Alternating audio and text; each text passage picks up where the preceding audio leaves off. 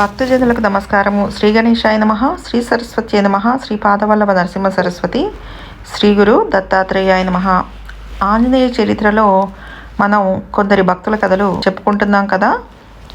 ఇవాళ నాగకన్య చరిత్ర, నవనాగరికుల రక్షణ. ఈవిడ భక్తురాలు కాదు, పండితురాలు కాదు, త్యాగి కాదు. కష్టాలలో పడి అవసరం కొద్దీ ఆంజనేయ స్వామిని ఆశ్రయించింది. అయినా సరే స్వామి ఆమెను అనుగ్రహించి గట్టెక్కిచ్చాడు.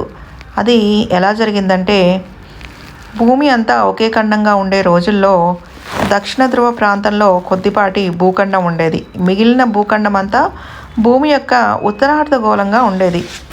అలాంటి రోజుల్లో కొన్ని విశేష శక్తులు కలిగిన జీవులు కొందరు దక్షిణ ధ్రువ ప్రాంతంలో నివసిస్తూ ఉండేవారు. వాళ్ళని నాగులు అనేవారు. వాళ్ళ జీవితం భోగప్రధానంగా ఉండేది. అంటే ఈనాటి నవనాగరికుల జీవితంలాగా ఉండేది. ఉత్తరార్ధ భూగోళంలో ఉత్తర ధ్రువానికి చేరువలో ఉండే ప్రాంతాలు సామాన్య జనులకు నివాసయోగ్యాలుగా ఉండేవి కావు. అక్కడ మరో కొన్ని జాతుల విశిష్ట జీవులు నివసించేవారు. వారిని గంధర్వ కిన్నర కింపురుషాదులు అనేవారు. ఒకప్పుడు నాగలోకంలో రాజకీయ పరిస్థితులు సంకటాలలో పడి అప్పటి నాగరాజకుమారి ఉత్పలాక్షి అనే కన్య ఆ దేశానికి రాణి అయ్యింది. యుద్ధాలలో ఆరితేరి మంచి యవ్వనంలో ఉన్న ఆ కన్య ఆ జాతివారి సంస్కృతికి అనుగుణంగా రాజ్యపాలన చేస్తూ ఉండేది. అక్కడికి దిగువలో ఉన్న మరో ప్రాంతంలో పాతాళలోకం అని పిలిచేవారు. అక్కడ అప్పట్లో రక్తరోముడనే రాక్షసుడు రాజుగా ఉండేవాడు.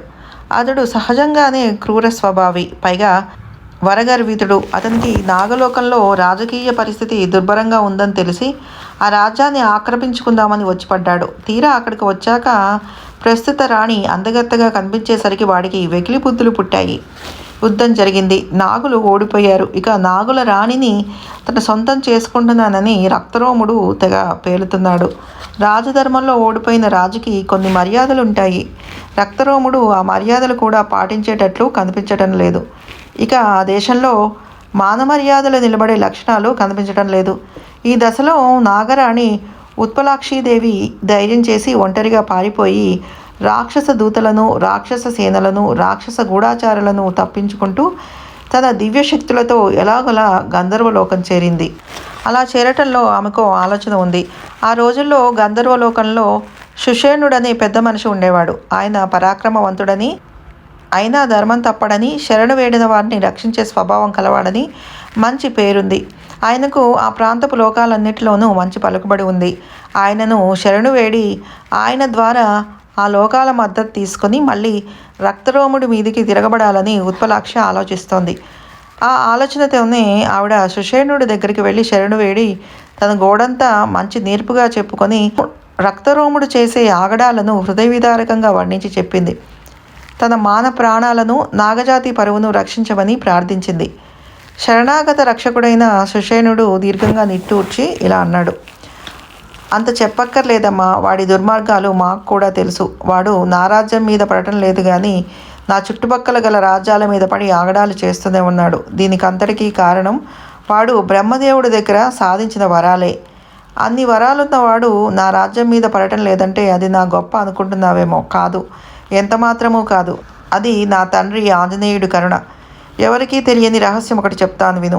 నేను నిరంతరం సప్తాక్షరి హనుమన్ మంత్రాన్ని ఉపాసన చేస్తూ ఉంటాను. ఆ మంత్రంతోనే తర్పణాలు, యాగాలు, దానాలు చేస్తూ ఉంటాను. ఆ స్వామి నాకు అనేకసార్లు ప్రత్యక్షంగా దర్శనమిచ్చాడు. ఆయన ప్రభావం వల్లే శత్రువులు నా వంక కన్నెత్తైనా చూడటం లేదు. అంతేగాని నా పరాక్రమం గొప్పదై వాళ్ళు ఆగారనుకోబోకు. ఉత్పలాక్షి, ఆడకూతురివి, నా ఆడబడుచు లాంటి దానివి, వచ్చి రక్షించమంటున్నావు గనుక నీకు నేను ఒకటే ఒక ఉపకారం చేయగలను. నీకు భక్తి ఉందా లేదా అనే విచారణ లేకుండా నీకు నా ఉపాసనా మంత్రాన్ని ఉపదేశిస్తాను. నువ్వు ఇక్కడే మా ఇంట్లోనే కూర్చుని ఉపాసన చెయ్యి. స్వామి అనుగ్రహం సంపాదించు. ఆయన ఒక్కడే నిన్ను గట్టెక్కించగలడు. ఈ మాటలు విని ఉత్పలాక్షి ఉసూరుమంది. ఆవిడ ఇంతవరకు ఎప్పుడు ఏ ఉపాసనలు చేయలేదు. ఇప్పుడు ఈ నియమాలు, ఈ ఉపవాసాలు, ఈ వ్రతాలు తన వల్ల అవుతాయా? కొంచెం సందేహమే. కానీ ఎదురుగుండా కొండంత శత్రుభయం ఉంది కనుక గత్యంతరం లేక ఆవిడ మంత్రస్వీకారానికి ఒప్పుకుంది. కానీ స్వీకరించిన దగ్గర నుంచి నిష్ఠగా ఉపాసన చేసింది. అలా కొద్ది నెలలు ఉపాసన చేసేసరికి ఆమె ఎదుట ఆంజనేయ స్వామి ప్రత్యక్షమయ్యాడు. వట్టిగా కాదు, ఒంటె వాహనం ఎక్కి పక్కన సువర్చలాదేవిని పెట్టుకొని సుగ్రీవాంగదాది వానర పరివారం తనను సేవిస్తూ ఉండగా ఆంజనేయ స్వామి మహావైభవంగా దర్శనమిచ్చాడు. ఉత్పలాక్షి పొంగిపోయి భక్తి పార్వశంతో అనేక రకాలుగా స్తోత్రాలు చేసింది. వాలమే నాగమై సాగుదేవా, నాగిని కన్యనోయ్ నన్ను సాకవా, పూజలు జపములు తెలియబోయి, నిష్టలు నియతులు పట్టబోయి, మిత్రుడే గురువుగా నిన్ను చేరితి, స్వామిని కరుణచే నిన్ను చూచితి, నీవిల దర్శనం ఇచ్చినప్పుడు మునులు వేదాలతో నిన్ను స్తుతింతురు, సురులు స్తోత్రాలతో సందడింతురు, అలరే ఏమెరిగని బుడతనైతిని, శత్రువే భయమని నిన్ను గొల్చితి, భయమిదే రిపువని నేడెరింగితి, ఏమియూ కోరగా జాలకుంటిని, నీవే నా సచిదానందమంటిని. ఆ స్తోత్రం విని స్వామి వరం కోరుకోమన్నాడు. ఉత్పలాక్షి తన కష్టాలంది చెప్పుకుంది. అంతే. వెంటనే ఆంజనేయ స్వామి ఒంట మీద నుంచి కిందకి దూకి, ఏమిటి ఆ రక్తరోముడు అవలలను పీడిస్తున్నాడా? అందులోనూ నా భక్తురాలైన నిన్ను పీడిస్తున్నాడా? వాడికి నువ్వు భయపడడం ఏమిటమ్మా? పోదాం పద, కూడా వచ్చి వాడెవడో చూపించు, వాడు అంతు చూద్దామని గద చేత్తో పట్టుకొని ఇంట్లో మనిషిలాగా హడావిడి చేశాడు.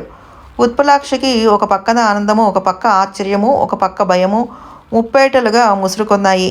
అయినా స్వామి గబగబా ముందుకు నడుస్తూ ఉండేసరికి తక్కిన మాటలు మర్చిపోయి, స్వామి పరివారం సంగతి మర్చిపోయి ఆమె ముందుకు పరుగులు తీసి స్వామికి దారి చూపించసాగింది.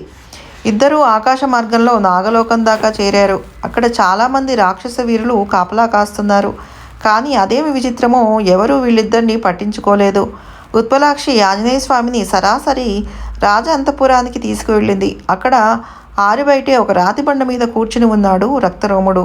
వాడి ఆకారం చూసి ఆంజనేయ స్వామి ఆశ్చర్యపోయాడు. ఉత్పలాక్షి భయంతో బిగుసుకుపోయి స్వామికి వెనకాల నక్కింది. ఇప్పటి వరకు రాక్షసులెవరూ తమనిద్దరిని గుర్తుపట్టలేదు. ఇప్పుడు స్వామి సరాసరి రక్తరోముడికి ఎదురుగా నిలబడి వాడిని పైకి కిందికి పరకాయించి చూస్తున్నారు. వాడి కళ్ళు తన మీద పడితే ఏమవుతుందో ఏమో అని ఉత్పలాక్షి గడగడలాడుతోంది. కానీ స్వామి తన రూపాన్ని పెంచి చప్పట్లు కొట్టి, ఒరే రక్తరోమా అని గట్టిగా పిలిచాడు. ఆకాశంలోంచి ఊడిపడ్డట్టుగా ఉన్నట్టుండి వచ్చిన ఈ కొత్త కోతిని చూసి వాడు మొదట్లో కొంచెం ఆశ్చర్యం వ్యక్తం చేసినా అంతలోనే ఆయన ఆంజనేయుడిని గుర్తించి కోపంతో రెచ్చిపోయాడు. ఆంజనేయ, నీకోసం ఎప్పటి నుంచో ఎదురు చూస్తున్నాను, ఇక ఇవాళ్టితో నీ ఆయుష్ ఆఖరంటూ వాడు స్వామి మీదికి విరుచుకుపడ్డాడు. స్వామి అంతకన్నా మహోత్సాహంగా వాడితో ద్వంద్వ యుద్ధానికి దిగారు. కొంతసేపు దేవతలకే ఆశ్చర్యం కలిగే ద్వంద్వ యుద్ధం జరిగింది. క్రమంగా తన బలం క్షీణిస్తోందని గ్రహించిన రక్తరోముడు ఇక తన రాక్షస మాయలు కూడా ప్రయోగించి చూశాడు. కానీ స్వామి ఆ మాయలన్నింటినీ తన హుంకారాలతోనే పటాపంచలు చేసి ఆ రాక్షసుడిని తన తోకతో చుట్టి పక్కనే ఉన్న ఒక కొండకేసి మళ్ళీ చితకబాదాడు. ఆ దెబ్బతో ఆ రాక్షసుడు నెత్తురు కక్కుకొని మరణించాడు. ఈలోగా రకరకాల ఆయుధాలను పట్టుకుని వేలాది రాక్షసులు స్వామి మీద పడ్డారు. ఆయన ఆటలాడుతూ వాళ్ళందరినీ నుగ్గు చేసి నాగలోక రాజ్యానికి శత్రుశేషం లేకుండా చేసి ఉత్పలాక్షిని మళ్ళీ నాగసింహాసనంలో కూర్చోబెట్టారు.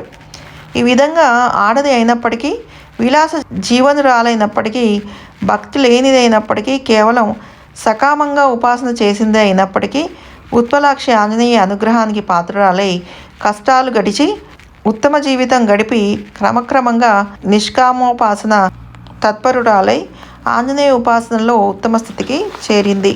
తర్వాత కథలో ఏం జరిగిందో రేపు చూద్దాం. సర్వం శ్రీగురు పాదారవింద అర్పణమస్తు. సర్వే జన సుఖినో భవంతు. శుభం భూయాత్.